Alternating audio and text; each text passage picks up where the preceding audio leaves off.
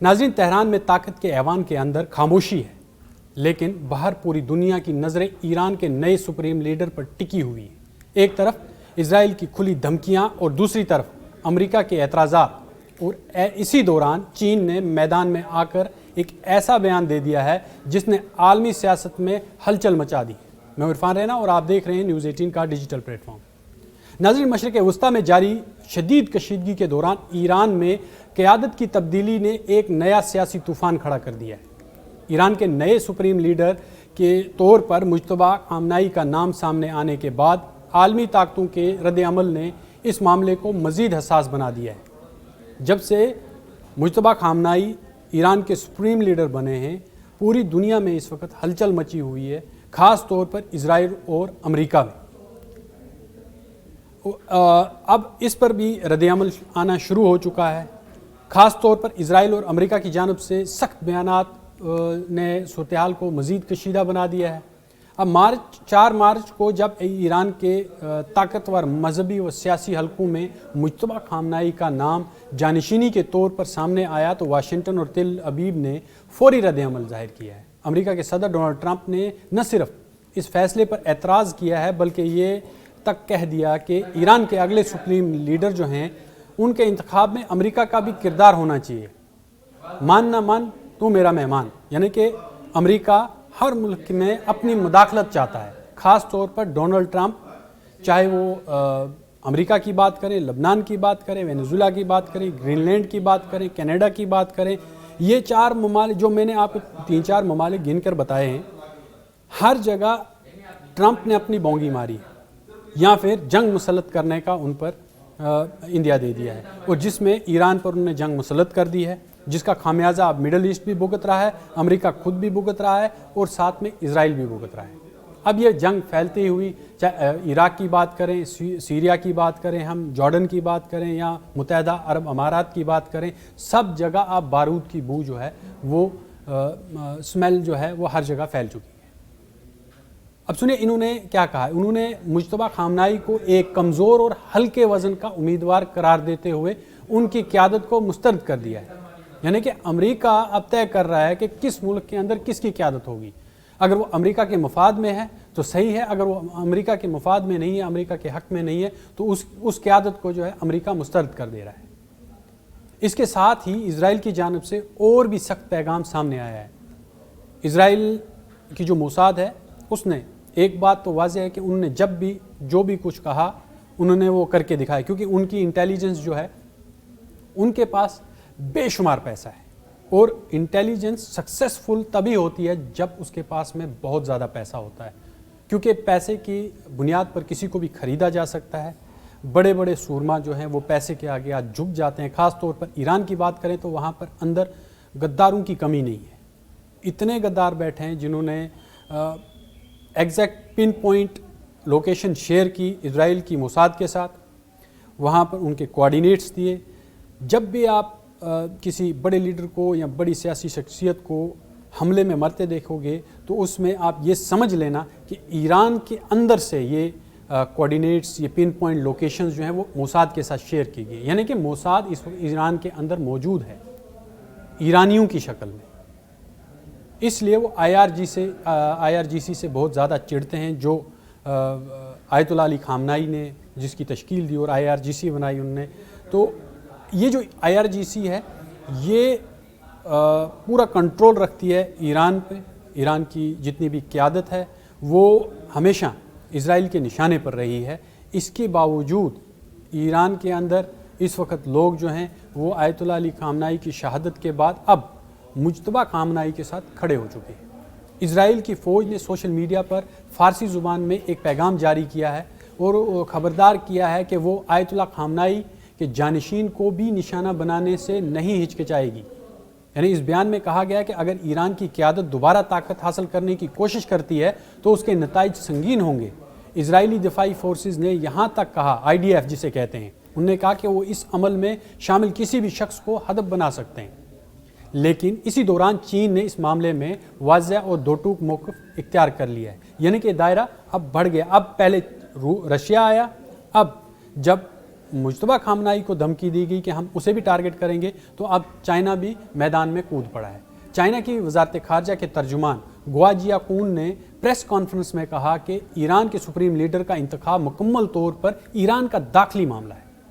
اور کسی بھی جو بیرونی طاقت ہے اس کو اس میدان میں، اس عمل میں، اس جو بھی یہ ابھی عمل ہوگا، یا پھر جس طرح سے چنتے ہیں نمائندے، کسی بھی ملک کے اندر اگر کوئی بھی نمائندہ چنا جاتا ہے تو اس میں دوسری بیرونی طاقت کا جو مداخلت نہیں ہونی چاہیے، اور ایران کے اندر اس میں مداخلت کا کوئی بھی حق نہیں ہے کسی بیرونی طاقت کو۔ انہوں نے کہا کہ چین ایران کی جو خود مختاری ہے، اس کی سلامتی اور علاقائی سلامتی کے احترام پر زور دیتے ہوئے انہوں نے کہا کہ ہم اس کے خلاف ہیں۔ اگر کوئی بھی ملک دوسرے ملک کے جو اندرونی معاملات ہیں ان میں مداخلت کرے تو ہم اس کے خلاف ہیں۔ چینی وزارت خارجہ جو وانگ یی نے بھی اس موقف کو دہراتے ہوئے یہ کہا کہ ایران کے جو سیاسی نظام کو تبدیل کرنے کی کوئی بھی بیرونی کوشش ناقابل قبول ہوگی، یعنی کہ پھر ہم بھی ریٹیلیٹ کریں گے، ہم بھی اس پر بات کریں گے، اور پھر ہمیں بھی حق ہوگا بات کرنے کا۔ چین نے واضح طور پر کہا ہے کہ ایران کے نئے سپریم لیڈر مجتبیٰ خامنائی کو نشانہ بنانے کی کسی بھی کوشش کی سخت مخالفت کی جائے گی، چاہے وہ دفاعی طور پر ہو، چاہے پھر سفارتی طور پر ہو، یا پھر میدان جنگ میں اترنے کی بات۔ یہ چائنا نے اب ایک انڈیا اشارہ دے دیا ہے اسرائیل اور امریکہ کو کہ اب ہم خاموش نہیں رہیں گے۔ اب تک ہم خاموش تھے، ابھی تک ہم نے اس طرح سے کوئی ایکشن نہیں کیا، لیکن جب انسان بولتا ہے تو اس پر ایکشن کرنا بھی ضروری ہو جاتا ہے، کیونکہ چائنا نے اگر کوئی بات کہی ہے تو یہ ایک عالمی، اگر ہم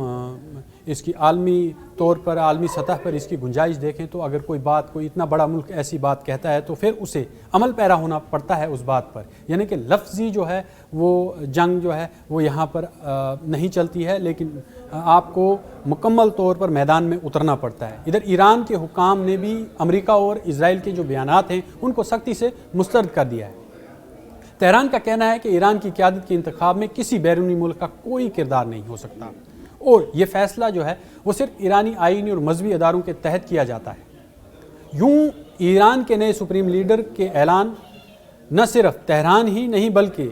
عالمی طاقتوں کے جو درمیان ایک نئی کشمکش کو جنم دیا ہے۔ ایک طرف اسرائیل اور امریکہ کی سخت دھمکیاں ہیں، دوسری طرف چین اور ایران کی خود مختاری کا دفاع کرتا دکھائی دے رہا ہے۔ وہیں اگر ماہرین کی بات کریں ہم تو ان کا کہنا ہے کہ ایران کی جو قیادت ہے وہ براہ راست نشانہ بنانے کی کوشش اگر اسے کی گئی تو اس کے اثرات صرف ایران تک محدود نہیں رہیں گے بلکہ پورے عالم کو ایک بڑے بحران کی طرف دھکیل سکتے ہیں۔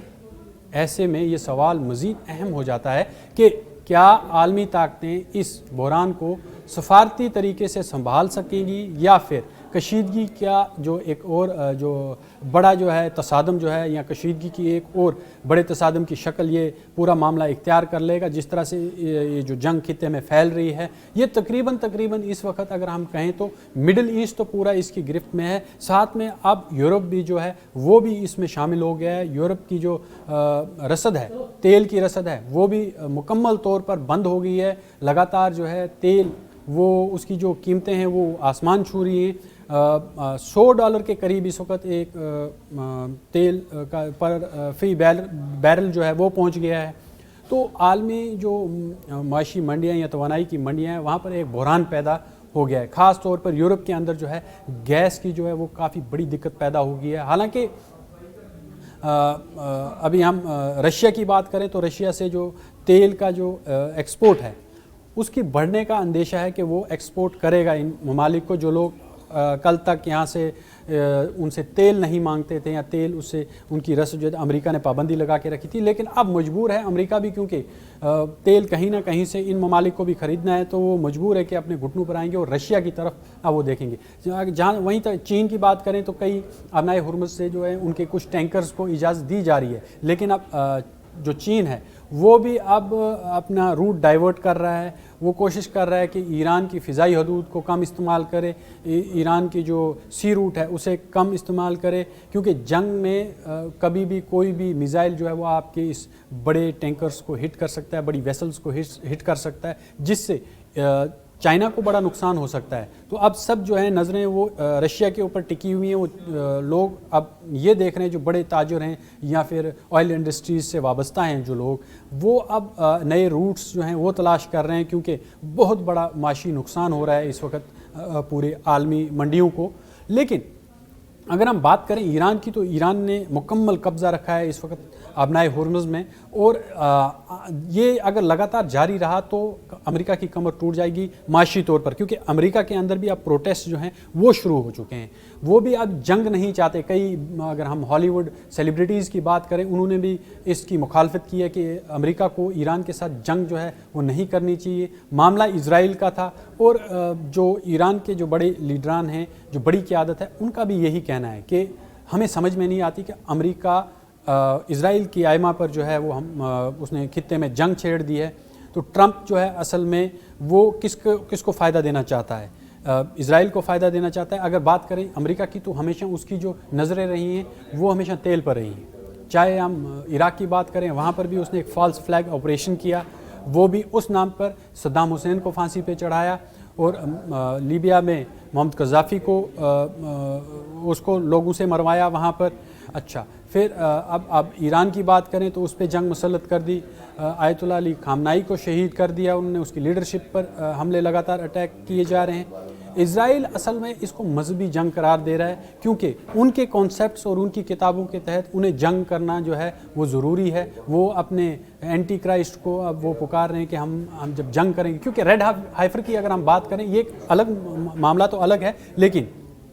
जिस तरह से ये इसके साथ मुंसलिक है, जिस तरह से वो जंग कर रहे हैं, ईरान उनके लिए ख़तरा है, वो ग्रेटर इजराइल की बात करते हैं, तो ये पूरा अगर हम इसको मामला देखें तो ईरान जो है इनके लिए सबसे बड़ा रास्ते का कांटा था, जिसे वो हटाने की कोशिश कर रहे हैं। और जो लीडरशिप थी आज तक, क्योंकि ईरान अगर न्यूक्लियर बम नहीं बना पाया है, वो तो खुमैनी और फिर उसके बाद आयतुल्लाह खामनाई, खुमैनी की नक्शे कदम पे चलते रहे आयतुल्लाह खामनाई, और खामनाई ने हमेशा इसकी मुखालफत की है कि न्यूक्लियर बम जो है वो डिस्ट्रक्टिव वेपन है, जिससे आलमी इंसानियत को नुकसान होगा। जो इंसान की जो बका है, जो इंसान की जो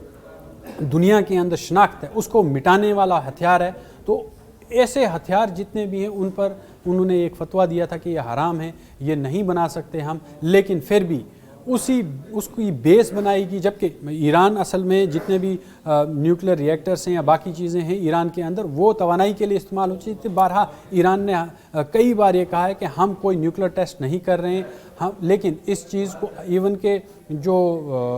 बड़ी एजेंसीज़ हैं जो इन पर नज़र रखती हैं, उन्होंने भी क्लियरली कहा, IAEA की बात करते हैं हम, उन्होंने क्लियरली कहा कि इस तरह का कोई भी वहाँ पर आसार नज़र नहीं आ रहे हैं कि ईरान जो है वो न्यूक्लियर बम बना रहा है। लेकिन अब एक पॉइंट, एक नुक्ता चाहिए था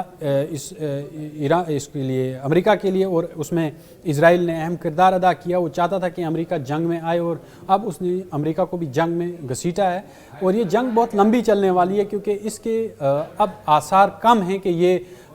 सफारती तौर पर इस मामले का हल होगा। जिस तरह से रशिया अब इंटेलिजेंस बराह रास्त जो है वो ईरान के साथ मिलकर काम कर रहा है, और चाइना भी अब मैदान में स्लोली स्टेडीली आता दिखाई दे रहा है। अब ये देखना है कि ये जो जंग है ये अब कौन सा रुख इख्तियार करती है, ये जो एक बड़ी तसादम की तरफ जाता है, या फिर ये सफारती तौर पर हल होने का तो अभी इसमें कोई भी इम्कान नज़र नहीं आ रहा। लेकिन अगर हम बात करें इजराइल की, तो वो इस जंग को रोकना नहीं चाहता। अमेरिका के अंदर भी दो हिस्से हो चुके हैं, वहाँ पर भी ट्रंप की मुखालफत हो रही है, लोग सड़कों पर हैं, वो कहते हैं कि we don't want any war with Iran, but Trump जो हैं वो ठान चुके हैं कि हमें ईरान से लड़ना है, ईरान की क़यादत को हटाना है। जबकि आज करीबन 11 दिन हो गए हैं लगातार जो है जंग जारी है, और रिजीम चेंज नहीं हो सकी है। लोग जो हैं जो इवैक्यूएट कर गए थे ईरान से, उनका कहना है कि जब हमारे बुज़ुर्ग आयतुल्लाह अली खामनाई ने अपनी शहादत दी, अपने मुल्क के अंदर रहकर वो बाहर नहीं गए, वो किसी बंकर में नहीं गए, तो हम अपने मुल्क से बाहर क्यों जाएं। वो वापस लौट आए हैं और लगातार जो अमेरिका के ख़िलाफ़ जो वो एहतजाज कर रहे हैं और अपने मुल्क के साथ खड़े हैं, अपनी मुल्क के फ़ौज के साथ खड़े हो गए हैं। ये बड़ी नाकामी है अमेरिका के लिए और इजराइल के लिए, जो ہمیشہ یہ کہتے رہے کہ ہم ایران کی سلامتی اور ایران کی جو عورتیں ہیں، وہاں کی خواتین ہیں، ان کے حق کی بات کرتے ہیں، اور امریکہ وہی ملک ہے ان کے حق کی، ایک طرف سے ان کے حق کی بات کرتا ہے اور دوسری طرف ایک اسکول کو نشانہ بنایا جاتا ہے جس میں تقریباً 180 کے قریب جو ہیں وہ جتنی بھی طالبہ ہیں یا طلبہ ہیں وہ شہید ہو جاتی ہیں، اور ان کی جو تصاویر ہیں وہ سوشل میڈیا پر ہر جگہ پر لوگوں کی آنکھیں نم کر رہی ہیں کہ یہ کس طرح کی قوم ہے، کس طرح کی یہ ان کی ثقافت ہے، کس طرح کی لوگوں کی مینٹلٹی ہے ٹرمپ جیسے لوگوں کی۔ حالانکہ ایپسٹین فائلز میں اب ٹرمپ کی جو دوسری فائل ہے اس میں تو بڑے بڑے انکشاف ہو رہے ہیں، اب ٹرمپ اس کو چھپانے کے لیے مزید اور کتنی جنگیں چھیڑتا ہے یہ دیکھنا باقی ہوگا۔